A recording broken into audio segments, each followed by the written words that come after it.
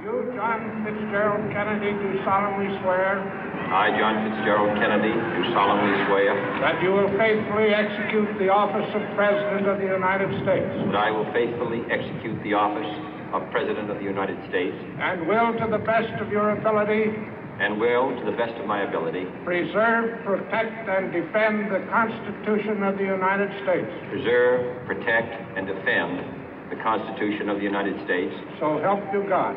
So help me God.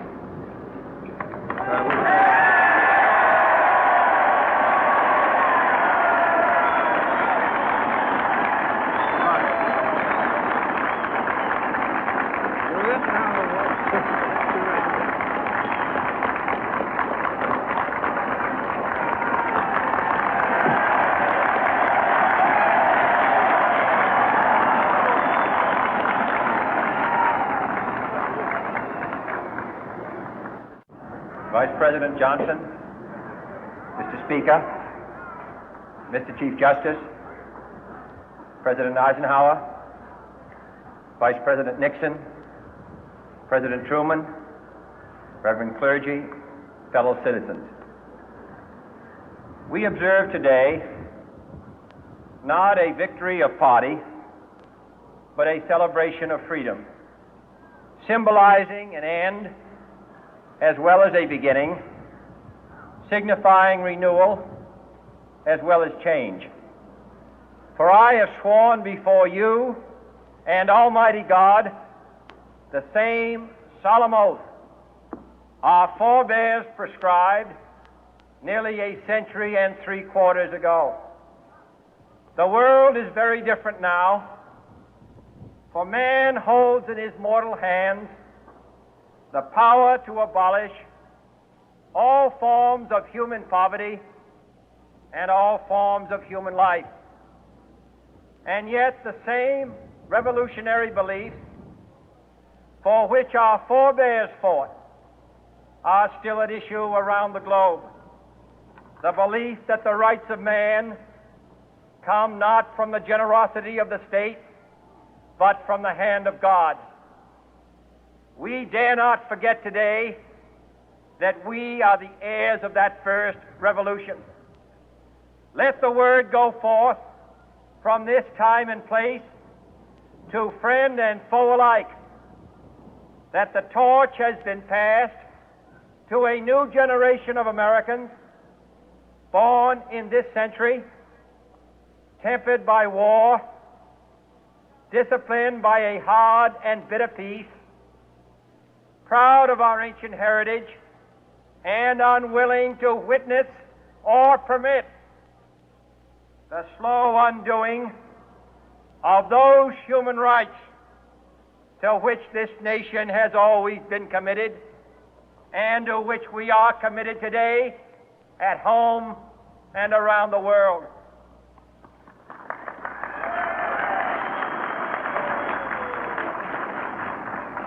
Let every nation know, whether it wishes us well or ill, that we shall pay any price, bear any burden, meet any hardship, support any friend, oppose any foe to assure the survival and the success of liberty.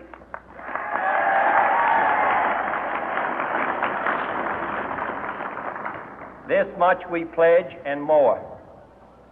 To those old allies whose cultural and spiritual origins we share, we pledge the loyalty of faithful friends. United, there is little we cannot do in a host of cooperative ventures. Divided, there is little we can do, for we dare not meet a powerful challenge at odds and split asunder. To those new states whom we welcome to the ranks of the free, we pledge our word that one form of colonial control shall not have passed away, merely to be replaced by a far more iron tyranny. We shall not always expect to find them supporting our view, but we shall always hope to find them strongly supporting their own freedom, and to remember that in the past, those who foolishly sought power by riding the back of the tiger ended up inside.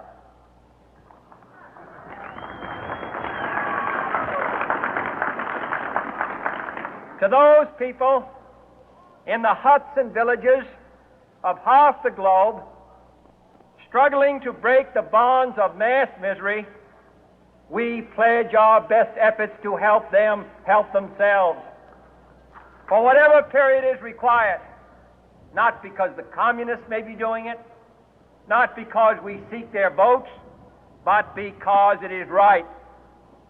If a free society cannot help the many who are poor, it cannot save the few who are rich.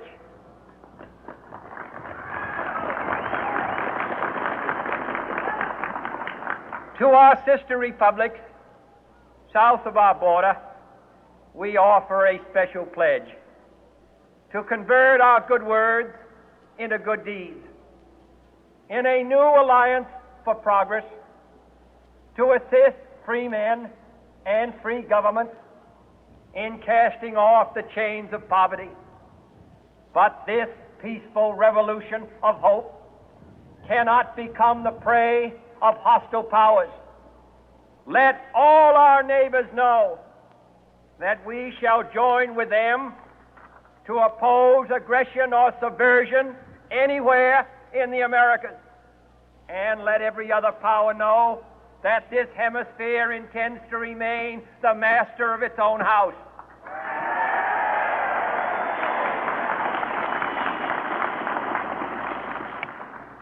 To that World Assembly of Sovereign States, the United Nations, our last best hope, in an age where the instruments of war have far outpaced the instruments of peace, we renew our pledge of support to prevent it from becoming merely a forum for invective, to strengthen its shield of the new and the weak, and to enlarge the area in which its writ may run. Finally, to those nations who would make themselves our adversary, we offer not a pledge, but a request that both sides begin anew the quest for peace.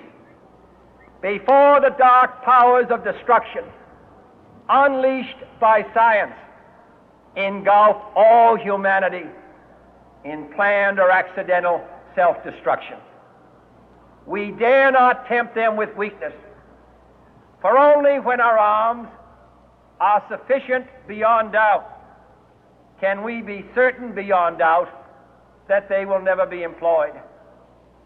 But neither can two great and powerful groups of nations take comfort from our present course, both sides overburdened by the cost of modern weapons, both rightly alarmed by the steady spread of the deadly atom, yet both racing to alter that uncertain balance of terror that stays the hand of mankind's final war.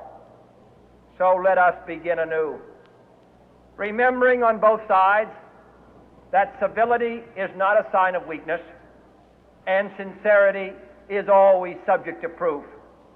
Let us never negotiate out of fear, but let us never fear to negotiate.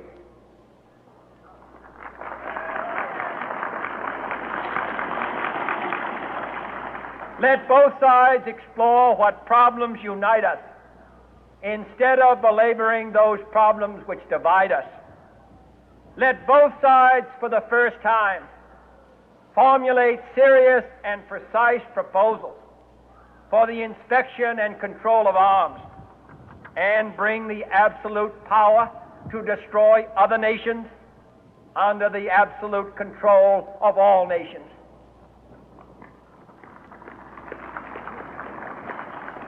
Let both sides seek to invoke the wonders of science instead of its terrors.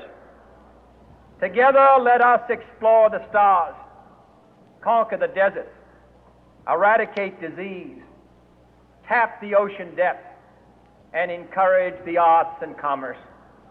Let both sides unite to heed in all corners of the earth the command of Isaiah to undo the heavy burden and let the oppressed go free. And if a beachhead of cooperation may push back the jungle of suspicion, let both sides join in creating a new endeavor, not a new balance of power, but a new world of law, where the strong are just and the weak secure and the peace preserved. All this will not be finished in the first 100 days, nor will it be finished in the first 1,000 days, nor in the life of this administration, nor even perhaps in our lifetime on this planet. But let us begin.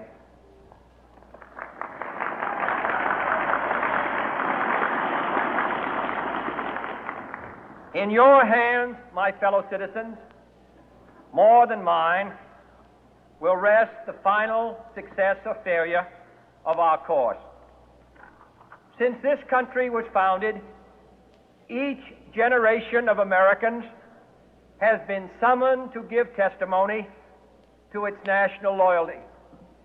The graves of young Americans who answered the call to service surround the globe.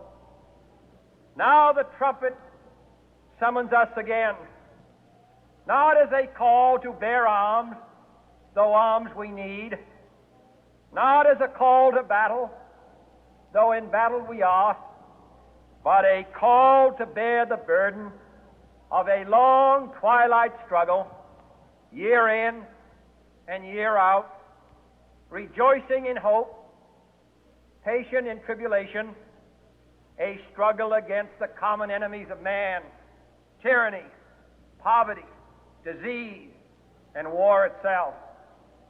Can we forge against these enemies a grand and global alliance, north and south, east and west, that can assure a more fruitful life for all mankind? Will you join in that historic effort?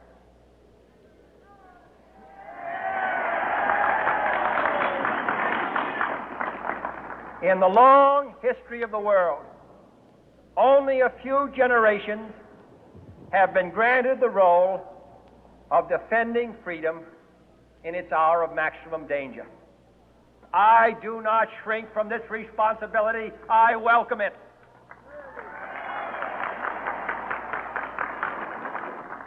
I do not believe that any of us would exchange places with any other people or any other generation. The energy, the faith, the devotion which we bring to this endeavor will light our country and all who serve it. And the glow from that fire can truly light the world.